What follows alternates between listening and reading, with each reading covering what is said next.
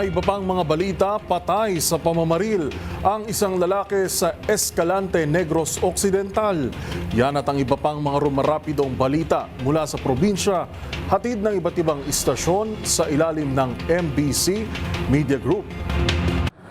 Patay ang isang lalaking nasa number 1 city level drug personality matapos pagbabarili ng siyam na mga armadong lalaki sa sitio na Pungalan 2, Barangay Hunob-Hunob, lungsod ng Escalante Negros Occidental.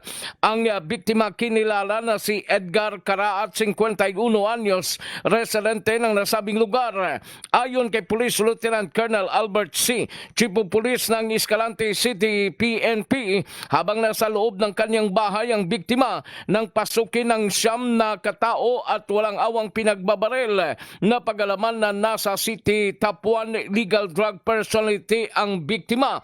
Na-recover sa crime scene ang 6 na heat-shield transparent plastic sachet ng umano'y shabu, isang improvised caliber .380 pistol at 7 mga bala, isang revolver na .357 at isang bala, isang improvised 12-gauge shotgun, isang Apple type hand grenade at iba pang mga bala.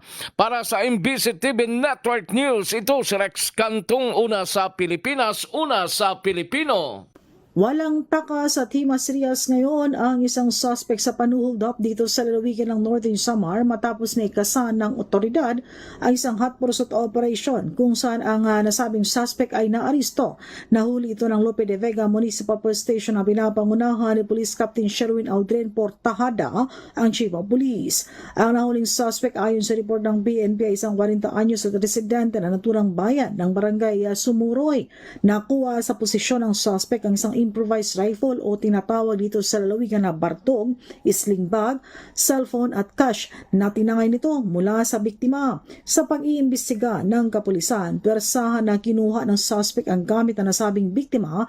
Nang manlaban pa nasabing biktima ay binaril ito ng suspect at tinamaan ng biktima sa balikat na agad naman ay sinugod sa ospital.